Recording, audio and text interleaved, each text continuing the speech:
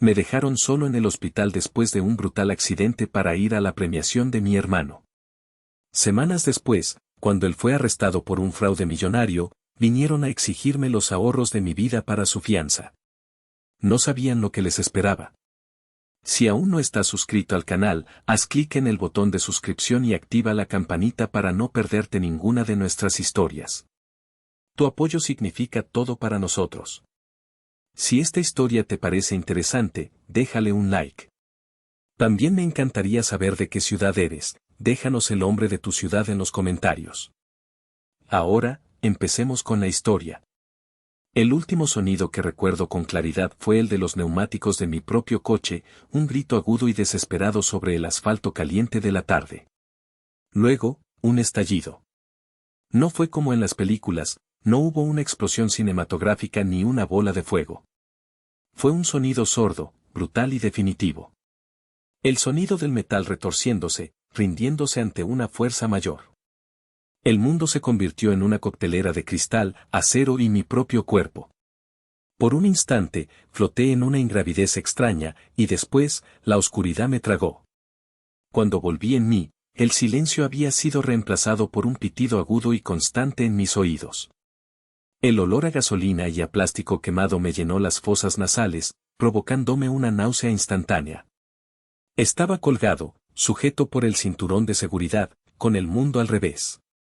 La sangre me goteaba desde la frente hasta la punta de la nariz. Un dolor punzante, como 1000 agujas al rojo vivo, me recorría la pierna izquierda y se instalaba en mi pecho con cada bocanada de aire que intentaba tomar. Respira. Solo respira, me dije, o quizás lo pensé. Las palabras no tenían sonido. Mi mente, como un ordenador intentando reiniciarse, buscaba un archivo, un ancla en medio del caos. Y lo encontró. Un nombre. Sofía. Mi esposa. Su rostro apareció en mi mente, claro y nítido como una fotografía. Su sonrisa, la forma en que sus ojos se achinaban cuando reía. Necesitaba escuchar su voz. No era el miedo a la muerte lo que me atenazaba, era algo más primario, más profundo, el terror a la soledad absoluta en ese instante de fractura total. Manos anónimas me sacaron de los restos de mi coche. Voces lejanas me hablaban, pero sus palabras eran un murmullo sin sentido. Señor, puede oírme, tranquilo, ya viene la ayuda. Yo solo podía pensar en una cosa.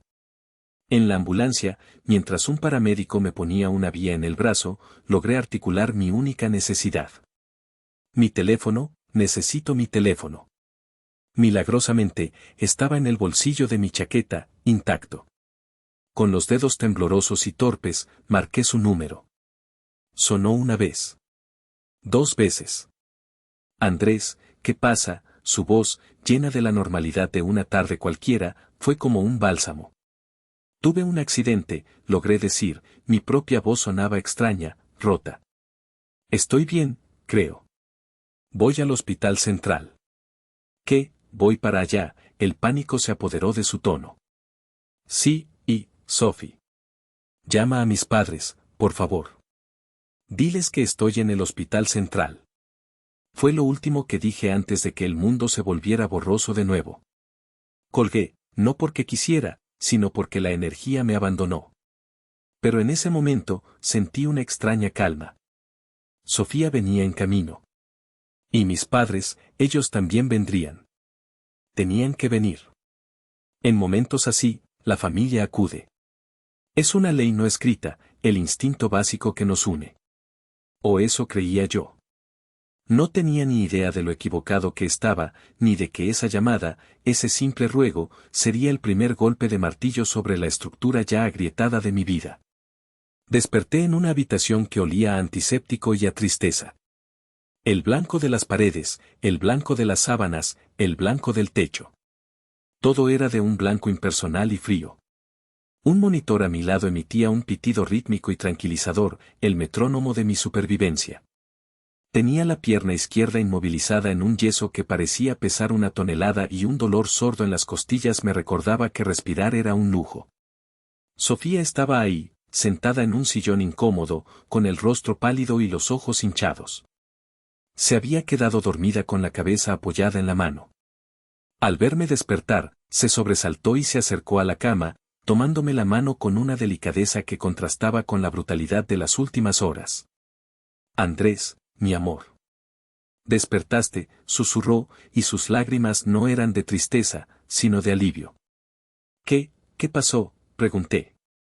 Tuviste suerte. Mucha suerte. Una hemorragia interna, 2 costillas rotas y la pierna, bueno, la pierna necesitará tiempo. Pero estás vivo, Andrés. Estás aquí. Me contó los detalles de la cirugía de emergencia, de las horas de angustia. Y luego, le pregunté lo que mi corazón necesitaba saber. ¿Y mis padres? ¿Hablaste con ellos? Sí, claro que sí, dijo ella, quizás con demasiada rapidez. Los llamé anoche, en cuanto me dijiste. Les dije todo. Asentí, satisfecho. La maquinaria de la normalidad se había puesto en marcha. El protocolo familiar estaba en curso. Ahora solo quedaba esperar. El primer día pasó entre el dolor, la morfina y las visitas de las enfermeras. Cada vez que la puerta de la habitación 302 se abría, mi corazón daba un vuelco. Esperaba ver el rostro preocupado de mi madre, la expresión seria pero reconfortante de mi padre. Pero la puerta se abría y se cerraba, y solo entraban y salían uniformes blancos. Al segundo día, la niebla de la anestesia empezó a disiparse, y con ella, la paciencia. Sofía no se movía de mi lado, leyéndome, hablándome, simplemente estando ahí. Por la tarde, apareció Carlos, mi mejor amigo desde la universidad. Entró haciendo ruido, con una pila de revistas de arquitectura y una sonrisa burlona. Vaya, vaya. Así que era verdad que harías cualquier cosa por no ir a la junta de mañana, bromeó, dejando las revistas en la mesita. Su presencia fue un soplo de aire fresco, un recordatorio del mundo exterior. Hablamos de todo y de nada. Pero cuando se fue, el silencio de la habitación volvió a pesar. ¿No han llamado?, le pregunté a Sofía, intentando que sonara casual. Ella desvió la mirada por un segundo. No, cariño. Aún no. Estarán ocupados, ya sabes cómo son. Claro. Ocupados. Mi padre, con su firma de ingenieros, siempre tenía algún proyecto urgente. Mi madre, con sus comités de caridad y sus eventos sociales. Era una explicación lógica. Tenía que serlo.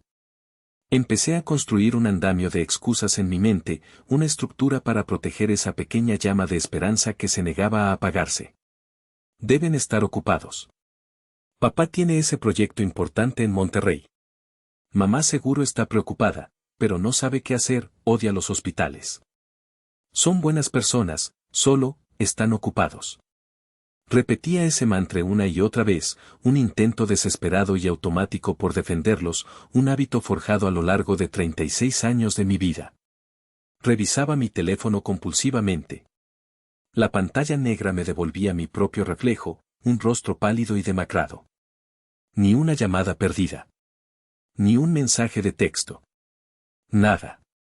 El pitido del monitor a mi lado seguía su ritmo constante, pero ahora me sonaba a un reloj, contando cada segundo de su ausencia.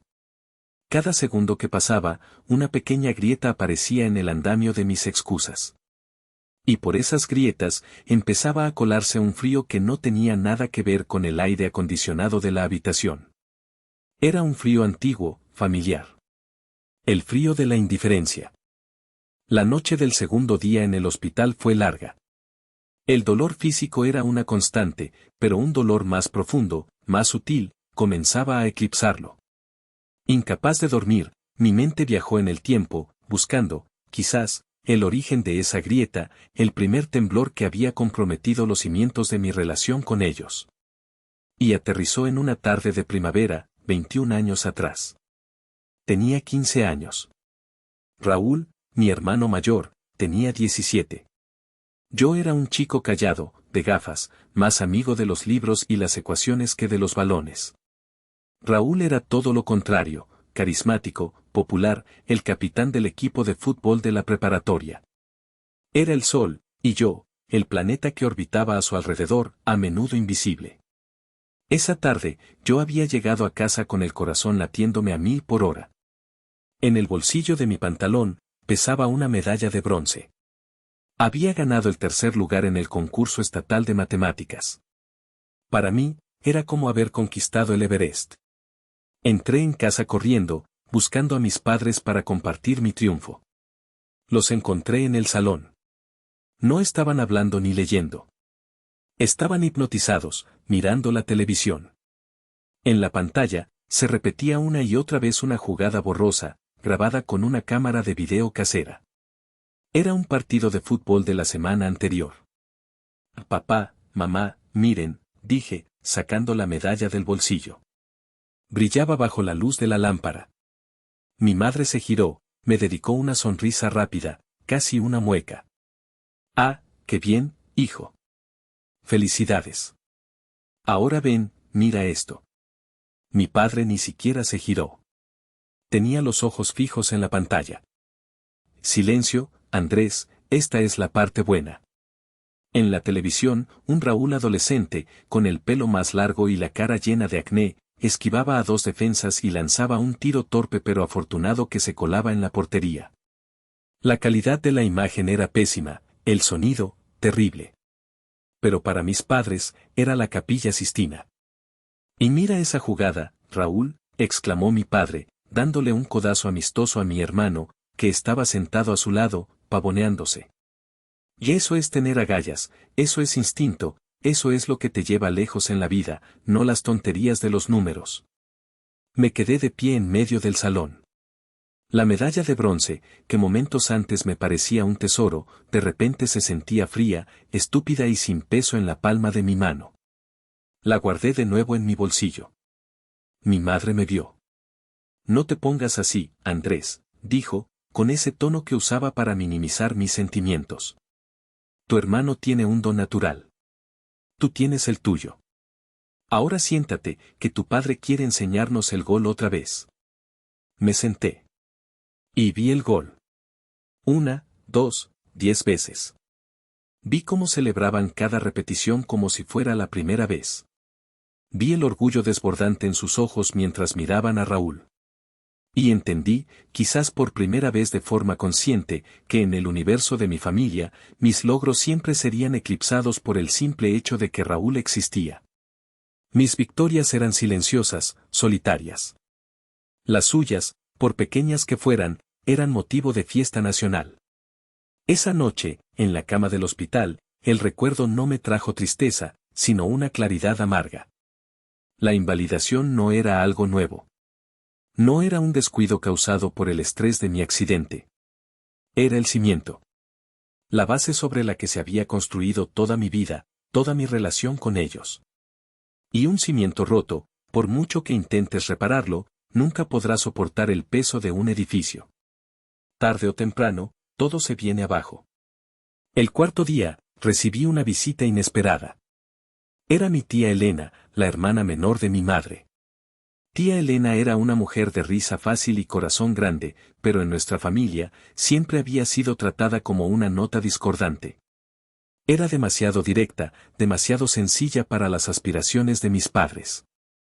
Hacía años que la relación era distante, limitada a llamadas de cumpleaños y encuentros forzados en Navidad.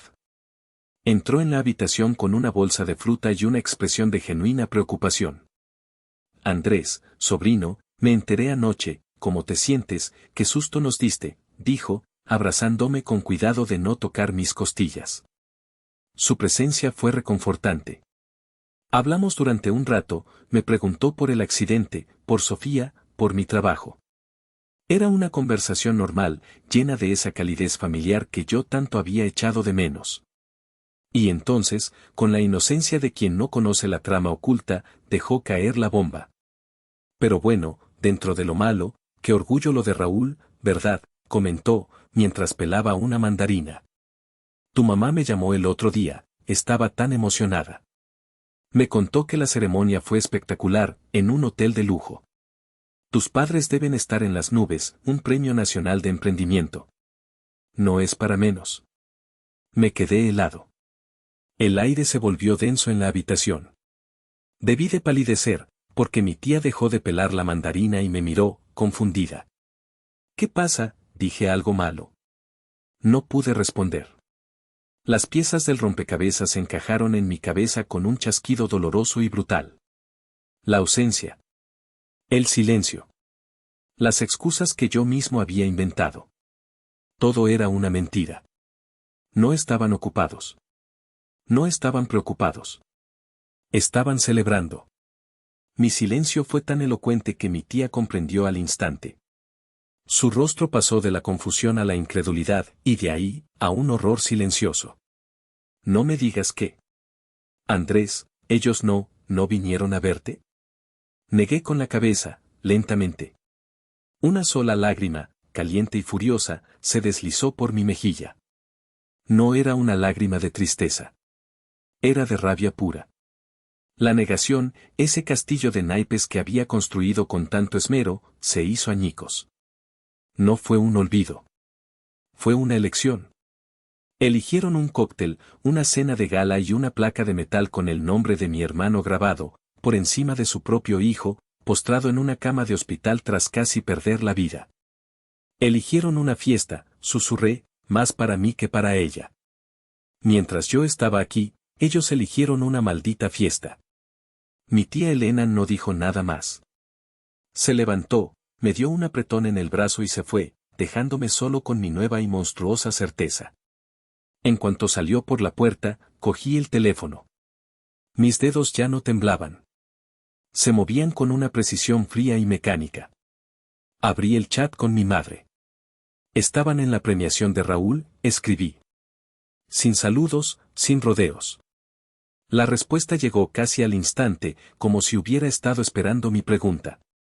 Era un momento único para tu hermano, Andrés. Una oportunidad que no se repite. Tú estabas seguro en el hospital, con los mejores cuidados. Teníamos que estar con él. Entiéndelo. No. No lo entendía. Y por primera vez en mi vida, no tenía ninguna intención de intentarlo. Apagué el teléfono y lo dejé en la mesita. La ira, fría y pesada como un bloque de granito, se instaló en mi pecho, reemplazando para siempre cualquier atisbo de decepción. Pasó casi una semana. Una semana en la que el silencio de mis padres fue absoluto. Ya no había excusas que fabricar ni esperanzas que albergar. Solo un vacío gélido y la certeza de mi lugar en el universo familiar. Me concentré en mi recuperación, en las sesiones de fisioterapia que me dejaban exhausto y adolorido, en las conversaciones con Sofía, que era mi ancla, mi única familia real en ese momento. Y entonces, un martes por la tarde, aparecieron. Entraron en la habitación sin llamar, como si tuvieran todo el derecho del mundo. Mi padre, con su habitual aire de importancia. Mi madre, siguiéndole 2 pasos por detrás, con una sonrisa forzada y un ramo de flores baratas, de esas que venden en la entrada de los hospitales, envueltas en celofán ruidoso. Hijo, por fin podemos venir a verte, exclamó mi madre, con un entusiasmo que sonaba tan falso como una moneda de 3 pesos. Dejó las flores sobre la mesita con un golpe seco. Mi padre asintió, con una gravedad estudiada. Hemos estado muy preocupados, Andrés. Muy ocupados, pero preocupados. Los observé en silencio. Andrés, el arquitecto, el hombre que se ganaba la vida analizando estructuras, ahora analizaba la suya propia. Y lo que veía era una farsa. 2 actores mediocres en una obra mal ensayada. La conversación fue torpe, un monólogo de su parte lleno de preguntas que no esperaban respuesta. ¿Cómo te sientes? ¿Te duele mucho? La comida de aquí es tan mala como dicen. Yo respondía con monosílabos, frío, distante. Podía sentir su nerviosismo creciendo bajo la superficie de su falsa cordialidad. No estaban aquí por mí. Estaban aquí por algo más. Finalmente, incapaz de soportar más tiempo la farsa, los interrumpí. Vayan al grano, ¿qué quieren? Mi padre pareció ofendido. ¿De qué hablas? Hemos venido a ver a nuestro hijo. No, repliqué, mi voz era plana, sin emoción. Han estado ausentes durante 10 días. No están aquí para ver cómo estoy. Así que díganme qué ha pasado. El rostro de mi madre se descompuso. La sonrisa se derritió y sus ojos se llenaron de lágrimas de cocodrilo. Se tapó la boca con la mano, como una actriz de telenovela. Mi padre suspiró, un suspiro largo y teatral, el de un hombre que carga con el peso del mundo sobre sus hombros. Arrestaron a Raúl, soltó, como si me estuviera haciendo un favor al compartir su tragedia. Lo acusan de fraude. La noticia debería haberme sorprendido, pero no lo hizo. De alguna manera, tenía sentido. Raúl siempre había vivido en el filo, tomando atajos, convencido de que las reglas no se aplicaban a él. Mi padre continuó, ahora en un tono grave y confidencial, como si estuviéramos en una reunión de negocios. Es un malentendido, por supuesto. Unos socios envidiosos lo han traicionado. Pero el sistema es lento, y necesitan una fianza para que pueda salir y preparar su defensa como es debido. Una fianza exorbitante, añadió mi madre entre sollozos. Hemos liquidado nuestros ahorros, hemos pedido favores, pero no es suficiente. Ahí estaba. El verdadero motivo de la visita. Los buitres habían venido a picotear el cadáver. Me miraron, ambos, con una expectación que me revolvió el estómago. Y entonces, mi padre pronunció la frase que sellaría su destino en mi corazón para siempre. Me miró fijamente, sin un atisbo de duda o vergüenza, y dijo: Andrés. Necesitamos el dinero que has estado ahorrando para el enganche de tu casa. Todo. Me quedé mirándolos. A mi padre, con su arrogancia intacta incluso en la desesperación. A mi madre, con sus lágrimas calculadas. Y no sentí pena. No sentí compasión. Solo sentí el peso de 36 años de migajas, de ser el segundo plato, el plan B. Y en ese momento, supe que las migajas se habían acabado. El silencio que siguió a la petición de mi padre fue denso, casi tangible. Se podía oír el zumbido de la luz fluorescente del techo y el lejano murmullo de los altavoces del hospital. Ellos me miraban, expectantes. Esperaban que yo, el hijo obediente, el chico responsable que siempre hacía lo correcto, cumpliera con mi deber filial una vez más. Y por un instante, un brevísimo y aterrador instante, la vieja programación se activó. Vi el rostro lloroso de mi madre, una imagen que desde niño había sido mi kriptonita. Escuché la voz autoritaria de mi padre, una voz que había aprendido a no cuestionar. Y un susurro traicionero se deslizó en mi mente: solo hazlo. Dales el dinero. Acaba con el drama. Quizás esta vez, quizás si lo salvas, finalmente te verán. Quizás esta vez te ganes tu lugar. Era el anhelo desesperado del niño de 15 años con la medalla en el bolsillo, el anhelo del hombre de 36 en una cama de hospital. Pero entonces, otra imagen inundó mi mente, borrando todo lo demás. La imagen de la habitación 302, vacía y silenciosa durante días. El eco de mis propias excusas patéticas.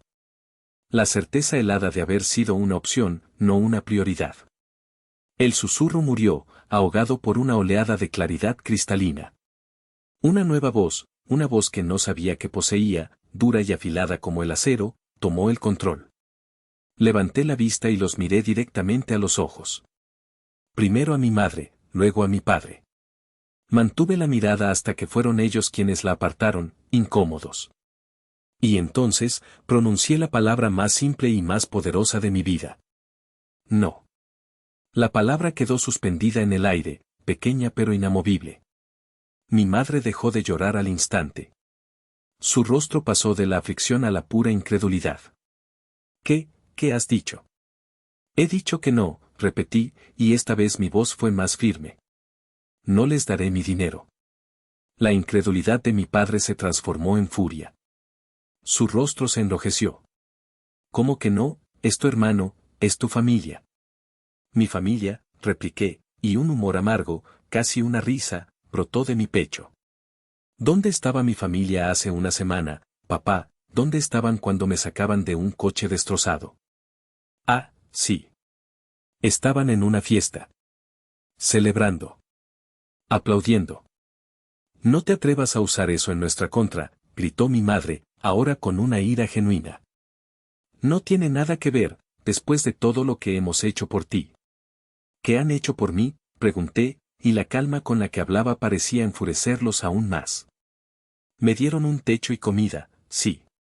Pero me enseñaron que mi valor era menor que el de mi hermano. Me enseñaron que mis logros no importaban. Y esta última semana, me han enseñado que mi propia vida vale menos que una estúpida ceremonia de premios. Así que no usaré el dinero que he ganado con mi propio esfuerzo, el dinero para construir un futuro con mi esposa, para limpiar el desastre de su hijo predilecto. Mi padre se levantó de la silla, amenazante. Eres un egoísta y un malagradecido, la familia se apoya, es tu sangre. La sangre no te da derecho a abandonarme y luego venir a exigirme que te saque las castañas del fuego, sentencié. Mi respuesta es no. Ahora, si me disculpan, estoy intentando recuperarme de un accidente. Se quedaron mirándome, boquiabiertos, como si hubiera empezado a hablar en un idioma desconocido. Por primera vez en mi vida, no veían al hijo sumiso. Veían a un extraño.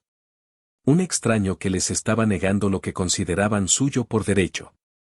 Sin decir una palabra más, mi padre agarró a mi madre del brazo y salieron de la habitación, cerrando la puerta con un portazo que hizo vibrar las paredes. Me quedé solo, con el corazón latiéndome con fuerza, pero no de miedo. Era adrenalina. La adrenalina de la libertad. Por primera vez, había tomado el control. Había dicho que no y se sentía aterradoramente bien. El alta hospitalaria llegó 2 días después. Salir de ese edificio blanco y respirar el aire contaminado de la ciudad se sintió como una liberación. Todavía dependía de un par de muletas para moverme y cada paso era un recordatorio doloroso de la fragilidad del cuerpo, pero era libre. Sofía me llevó a nuestro apartamento, un pequeño refugio de paz y orden en medio del caos de nuestras vidas. Lo único que anhelaba era tumbarme en mi propio sofá, con mi esposa a mi lado, y dejar que el mundo exterior desapareciera por unas horas. Pero el mundo exterior nos estaba esperando. Cuando el taxi nos dejó frente al edificio, los vi. Estaban de pie junto a la entrada, como 2 estatuas de la ira. Mis padres. No sé cómo supieron la hora exacta de mi alta, debieron haber llamado al hospital. La esperanza de una tarde tranquila se evaporó al instante. Déjame hablar a mí, me susurró Sofía, mientras me ayudaba a salir del coche y a apoyarme en las muletas. Apenas habíamos dado 2 pasos cuando comenzó el asalto. Andrés, tenemos que hablar, dijo mi padre, su voz era un trueno contenido. Ahora no es un buen momento, señor, intervino Sofía, con una firmeza que me llenó de orgullo. Andrés necesita descansar. Mi madre la ignoró por completo, como si fuera invisible. Se dirigió directamente a mí, con los ojos encendidos de reproche. ¿Cómo has podido hacernos esto? Tu hermano está en una celda, Andrés, en una celda, y tú te niegas a ayudar. Ya les di mi respuesta en el hospital, dije, sintiendo el agotamiento recorrer mi cuerpo. El simple hecho de estar de pie era un esfuerzo monumental. Esa no era una respuesta, gritó mi padre, perdiendo el control.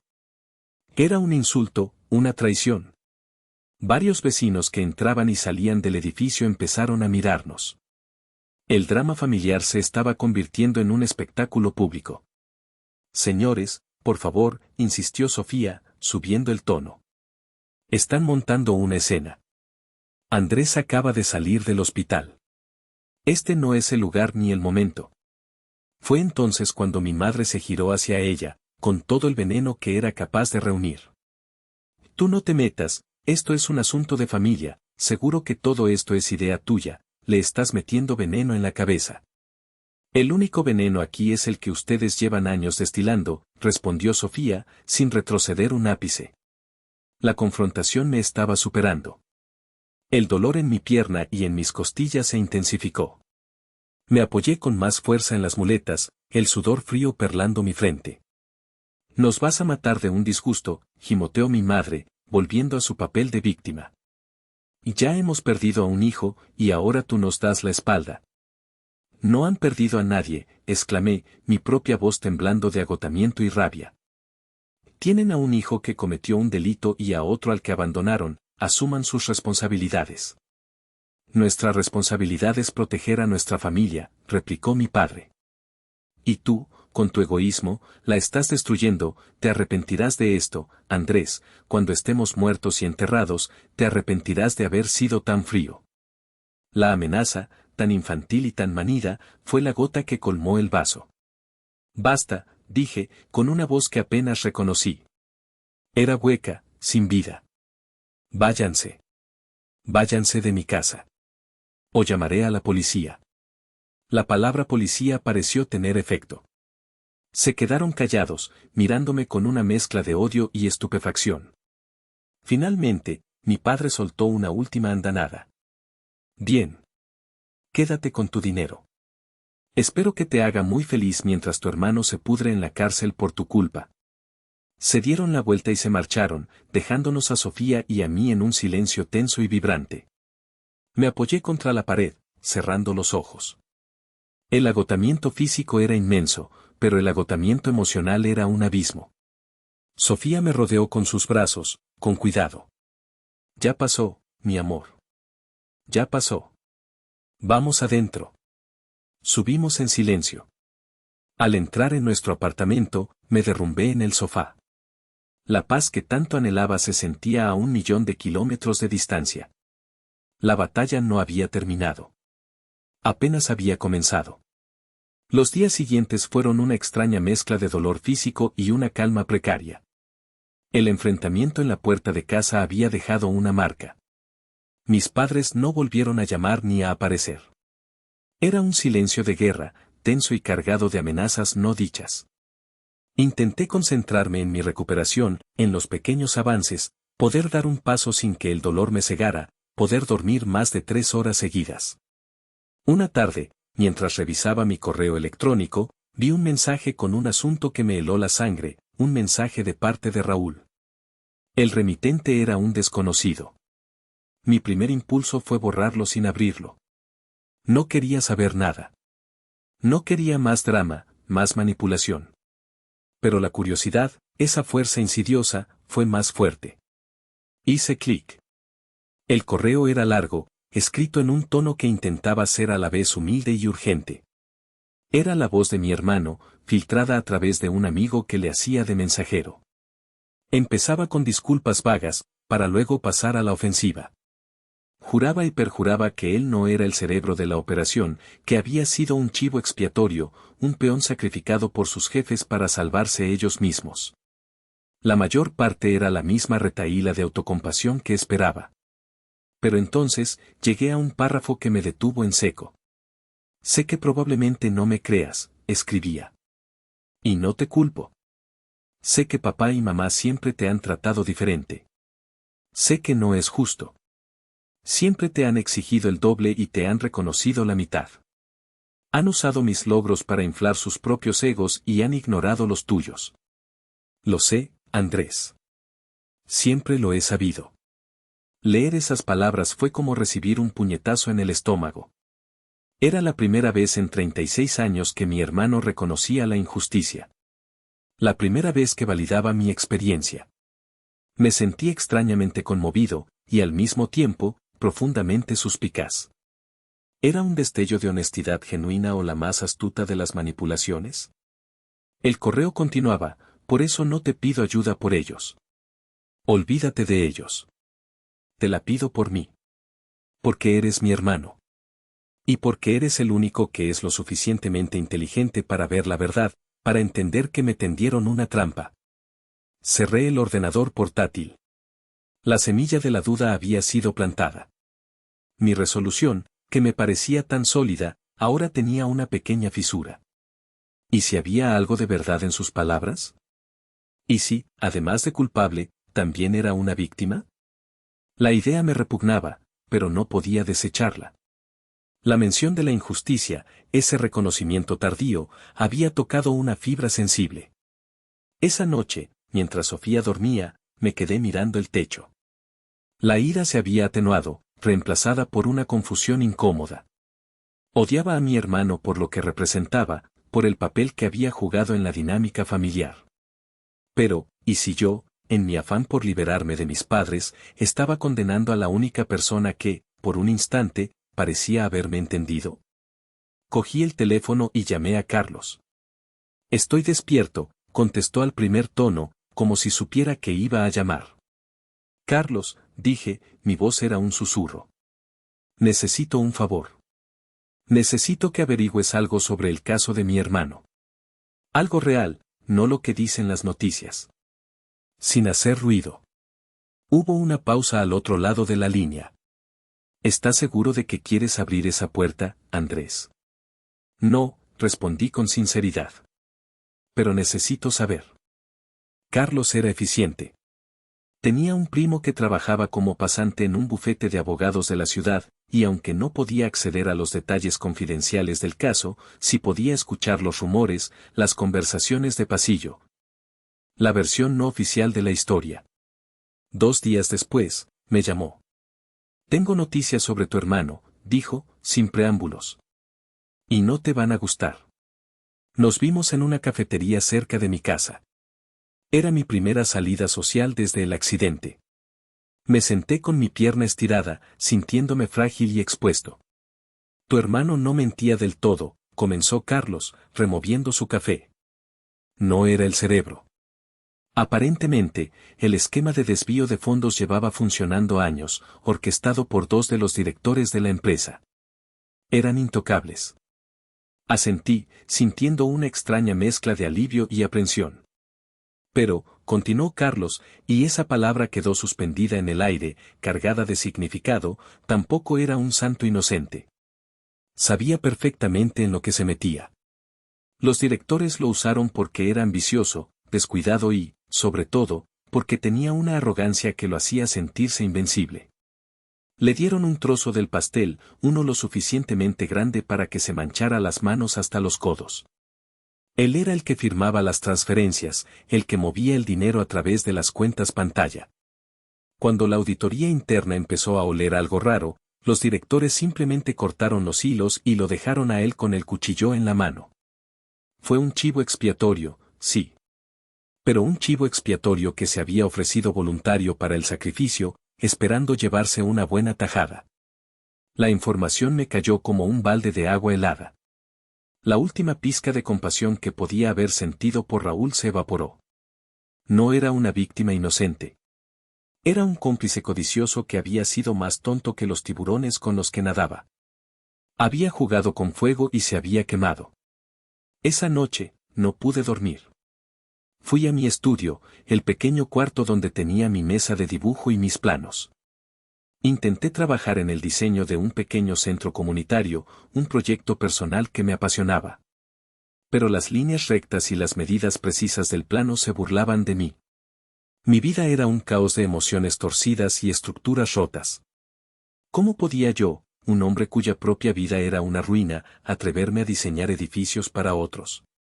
Golpeé la mesa con el puño cerrado, una explosión de frustración silenciosa que hizo vibrar los lápices en su bote. Sofía entró en el estudio, atraída por el ruido. Se quedó en el umbral, observándome. No dijo nada, simplemente esperó. Era mentira, dije finalmente, sin mirarla. Bueno, no del todo. Pero era una manipulación. Se metió él solo en el lío por pura avaricia. Ella se acercó y puso una mano en mi hombro. Lo siento, mi amor. No lo sientas, respondí, mi voz era áspera. Me siento como un idiota por haber dudado. Por haber pensado, por un segundo, que quizás él. No pude terminar la frase. Sofía se inclinó y me dio un beso en la cabeza. Luego, su mirada se posó en los planos extendidos sobre la mesa. Andrés, eres arquitecto, dijo, su voz era suave pero firme. Sabes mejor que nadie que un mal cimiento no se puede parchar. Si la base está podrida, no puedes ponerle un poco de cemento por encima y esperar que aguante el peso. Tienes que demoler. Tienes que excavar, limpiar y verter un cimiento nuevo y sólido. Solo entonces puedes empezar a construir algo que perdure.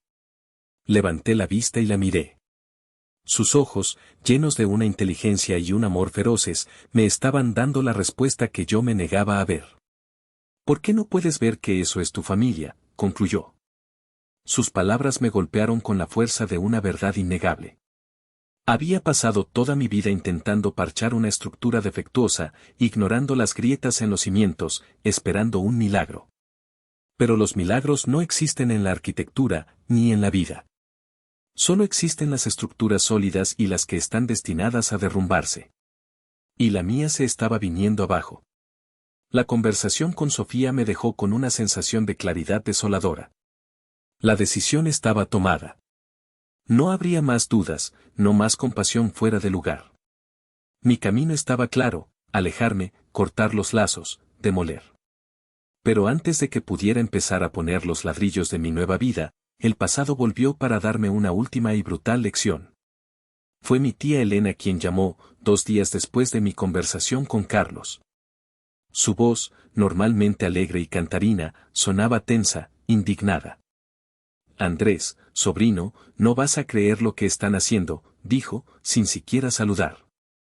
Tu madre me ha llamado, y no solo a mí, ha llamado a media familia. Les está diciendo que eres un monstruo egoísta, que tienes una fortuna guardada y no quieres ayudar a tu pobre hermano por puro rencor. Sentí una punzada de dolor, seguida de una oleada de cansancio. Por supuesto que lo estaban haciendo. Era su modus operandi: si no puedes controlar a alguien, destrúyelo. Tía, no te preocupes, empecé a decir. No, me interrumpió, su voz era fiera. Y sí me preocupo, porque ya estoy harta, he guardado silencio durante demasiados años por no crear problemas, por respeto a la familia, pero se acabó. Tienes que saber la verdad, Andrés. Tienes que saber que no estás loco y que no eres el malo de esta película. Me senté, preparándome para lo que viniera. Hace unos 5 años, comenzó, tu hermano Raúl se acercó a mi esposo, a tu tío Roberto. Vino con un plan de negocios brillante, según él. Iba a importar refacciones de coches de China. Necesitaba un préstamo, una cantidad considerable, para empezar. Roberto, que siempre ha tenido un corazón demasiado blando, se lo dio. Sin papeles, de buena fe. Porque era familia. Escuchaba en silencio, el corazón empezaba a latirme con más fuerza. Como te puedes imaginar, continuó mi tía, su voz cargada de sarcasmo, el negocio fue un desastre. El contenedor nunca llegó, o eso dijo Raúl. El dinero se esfumó. Cuando Roberto, después de 1 año de paciencia, finalmente le pidió que empezara a devolver el préstamo, ¿sabes qué hizo tu hermano? Se rió en su cara. Le dijo que los negocios eran un riesgo y que él había perdido. No puede ser, susurré. Oh, sí puede ser. Pero eso no es lo peor. Lo peor vino después. Cuando fuimos a hablar con tus padres, esperando que pusieran a su hijo en su sitio, ¿sabes lo que hicieron? Lo defendieron. Tu padre dijo que Roberto estaba siendo un usurero, por presionar a su sobrino. Tu madre nos acusó de tenerle envidia al talento para los negocios de Raúl. Y luego, empezaron a esparcir el rumor por toda la familia.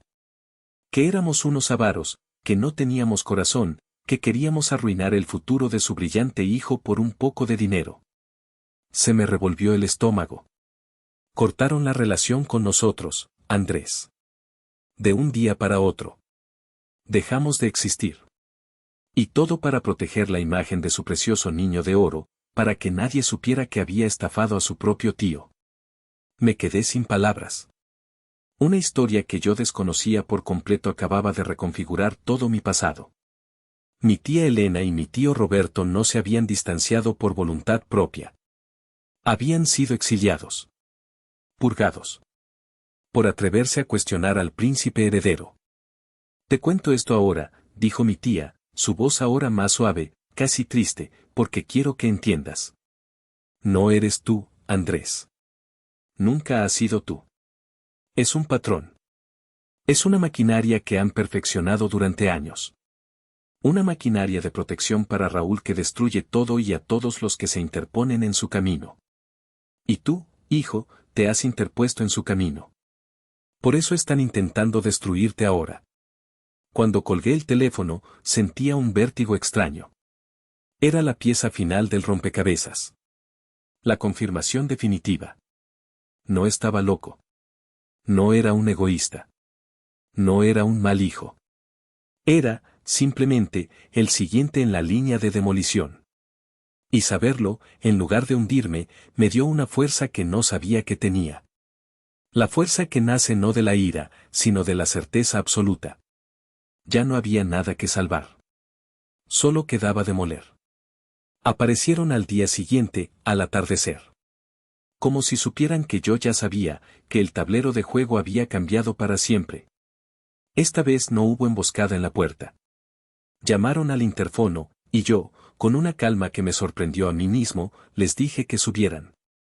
Sofía estaba a mi lado. ¿Estás seguro de esto?, me preguntó en voz baja. Completamente, respondí. Necesito cerrar la puerta yo mismo. Los recibí en la sala. Se sentaron en el sofá, juntos, como un frente unido. Parecían más cansados, más desesperados. La arrogancia había sido reemplazada por una tensión palpable.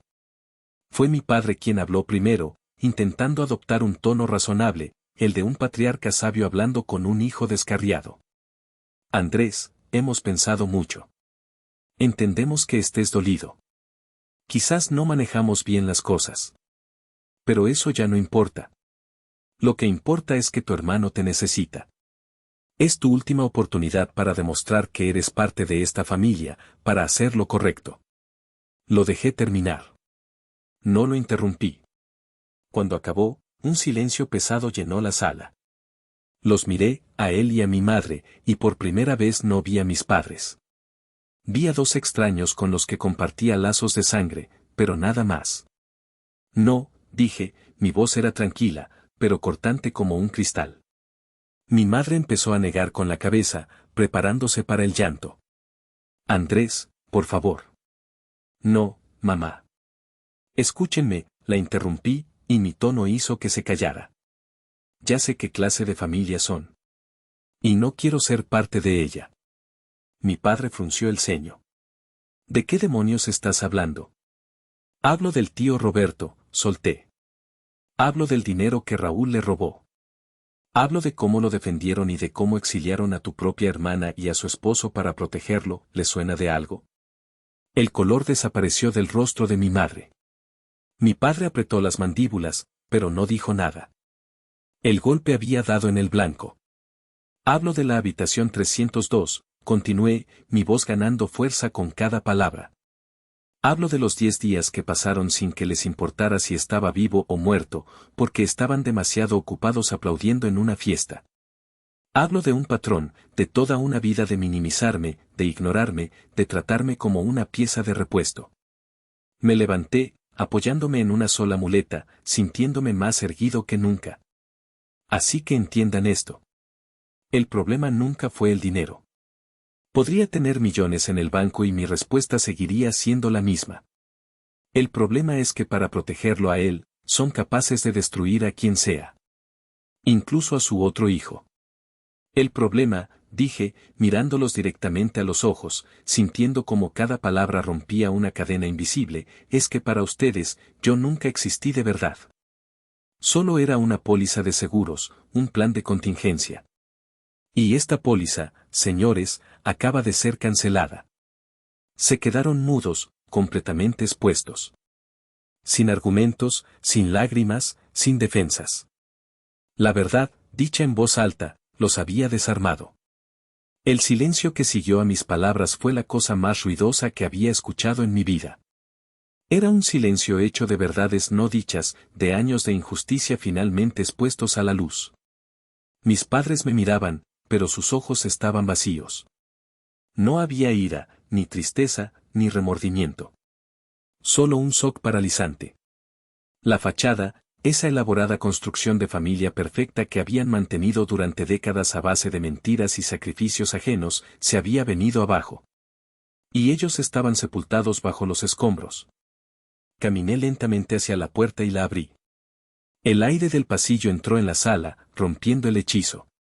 Váyanse, dije, mi voz no era más que un susurro, pero resonó en la habitación como un decreto. Y no me vuelvan a buscar. No me llamen. No vengan a mi casa. Para todos los efectos, a partir de este momento, no tenemos nada que ver. Mi madre hizo un amago de levantarse, de decir algo, pero mi padre le puso una mano en el brazo, deteniéndola. Él se levantó primero, con la rigidez de un hombre viejo. Pasó a mi lado sin mirarme y salió al pasillo. Mi madre lo siguió, con la cabeza gacha. Antes de cruzar el umbral, se detuvo por un segundo y me miró.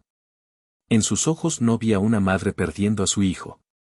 Vi a una estratega que acababa de perder una batalla crucial. No había amor, solo derrota. Cerré la puerta detrás de ellos. El clic de la cerradura fue definitivo. Me apoyé en la madera, sintiendo su solidez contra mi espalda. Sofía se acercó y me rodeó con sus brazos por la cintura, apoyando su cabeza en mi hombro. No sentí alegría. No sentí triunfo. Sentí un silencio profundo, una calma inmensa y aterradora. El peso de una vida entera tratando de ganar una aprobación que nunca llegaría, el esfuerzo constante por encajar en un molde que no era el mío, todo eso se había desvanecido. Era como si hubiera estado cargando una mochila llena de piedras durante 36 años y, de repente, me la hubiera quitado. El alivio era tan grande que me sentía extrañamente ligero, casi a punto de flotar. El edificio se ha derrumbado, pensé, mientras escuchaba los pasos de mis padres alejándose por el pasillo hasta desaparecer. Ahora solo quedan los escombros. Y la libertad de construir algo nuevo. Esa noche, cogí mi teléfono. Abrí sus contactos. Papá. Borrar. Mamá. Borrar. Raúl. Borrar. Fue un acto simple, digital, pero se sintió como el último golpe de la piqueta. La demolición estaba completa. Pasaron los meses. El otoño llegó a la ciudad, pintando los árboles de ocres y dorados. Mi pierna sanó, dejando solo una cicatriz larga y delgada y una leve cojera en los días de lluvia. Las muletas se convirtieron en un recuerdo guardado en el fondo de un armario. La vida, con su persistencia implacable, siguió adelante. Las noticias sobre mi antigua familia me llegaban de forma indirecta, a través de mi tía Elena o de algún comentario casual de Carlos. Raúl, para sorpresa de nadie, había aceptado un acuerdo con la fiscalía. A cambio de delatar a los directivos que lo habían utilizado, recibió una sentencia reducida, 1 año en una prisión de mínima seguridad y varios años de servicio comunitario. Se había salvado de una condena larga, como siempre. Algunos hábitos nunca mueren. La reputación de mis padres, sin embargo, no tuvo tanta suerte. La historia de la estafa de Raúl, sumada a las viejas historias que ahora circulaban libremente por el clan familiar gracias a la lengua desatada de mi tía Elena, había hecho mella. El negocio de mi padre se resintió. Varios clientes importantes, incómodos con el escándalo, le retiraron sus contratos. Socialmente, se convirtieron en una especie de parias. La gente los saludaba con una cordialidad forzada en el supermercado, pero ya no los invitaban a cenas ni a eventos. Su castillo de apariencia se había convertido en una ruina visible para todos. Un sábado por la tarde, los vi. Sofía y yo estábamos en un centro comercial, buscando un regalo de bodas para unos amigos. Al salir de una tienda, los vi al otro lado del pasillo. Estaban mirando el escaparate de una joyería, pero no parecían estar viendo las joyas. Se veían pequeños. Más viejos, encorvados, como si el peso de la realidad finalmente hubiera caído sobre sus hombros. Nuestras miradas se cruzaron por un instante. Un segundo que pareció durar una eternidad. Vi un destello de algo en los ojos de mi padre, quizás sorpresa, quizás rabia. Mi madre simplemente pareció encogerse sobre sí misma. Fueron ellos quienes apartaron la vista primero, girándose y caminando en la dirección opuesta. Sofía me apretó la mano. ¿Estás bien? Asentí. Y era verdad. No sentí odio. No sentí rencor. Ni siquiera sentí tristeza. Lo que sentí fue la constatación de una distancia insalvable. Eran como figuras de un pasado lejano, personajes de un libro que ya había terminado de leer. Eran ruinas a la distancia, y yo ya no era el arquitecto encargado de su conservación. Seguimos caminando, dejando atrás el pasillo, la joyería y los fantasmas de una vida que ya no era la mía. 2 semanas después, el sol de un domingo por la mañana inundaba el pequeño patio trasero de nuestro apartamento. El olor a carne asada y a pimientos tatemados llenaba el aire. La música sonaba a un volumen moderado desde una bocina portátil. Organizamos una carne asada de celebración, aunque nadie sabía exactamente qué celebrábamos. Quizás, simplemente, la vida. Ahí estaban todos. Mi tía Elena, riendo a carcajadas con una de las bromas tontas de mi tío Roberto. Carlos y su novia, discutiendo amigablemente sobre qué equipo de fútbol era mejor. Un par de primos que se habían puesto de mi lado, con sus hijos correteando por el césped. Y Sofía, mi Sofía, moviéndose entre todos, asegurándose de que nadie tuviera el vaso vacío, siendo el sol cálido de nuestro pequeño universo. Me quedé un momento de pie, con una cerveza en la mano, observando la escena. La risa de mi tía. El abrazo de mi tío. La palmada en la espalda de Carlos. La sonrisa cómplice de Sofía. Todo era real, fácil, sin esfuerzo. No había agendas ocultas, ni competencias silenciosas, ni amor condicionado. Esta es mi familia, pensé. Y la revelación me golpeó con una sencillez abrumadora. La que yo elegí. La que me eligió a mí. Había pasado toda mi vida creyendo que la familia era una imposición, un lazo de sangre inquebrantable que tenías que aceptar, sin importar cuán tóxico o doloroso fuera. Pero estaba equivocado. La sangre te hace pariente, pero es la lealtad, el respeto y el amor lo que te convierte en familia. Y yo, después de haber demolido mi familia de origen, había descubierto que estaba rodeado por los cimientos de una nueva. Una más fuerte, más auténtica. Más tarde esa noche, cuando todos se habían ido y la casa estaba en silencio, volví a mi estudio. El caos de los meses anteriores había sido reemplazado por un orden sereno. Sobre la mesa de dibujo, no estaban los planos del centro comunitario. Estaban los bocetos preliminares de una casa. Nuestra casa. La casa para la que había estado ahorrando. Cogí un lápiz de punta fina. La mano ya no me temblaba. Con un trazo firme y seguro, dibujé la línea gruesa que representaba el cimiento principal.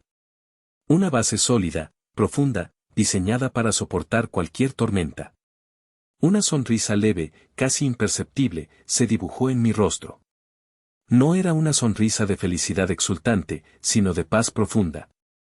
La paz de un hombre que había sobrevivido al derrumbe y que ahora, con sus propias manos y sobre su propio terreno, estaba listo para construir. Estaba construyendo mi futuro, con mis propias reglas. Y por primera vez en mi vida, me sentía verdaderamente en casa.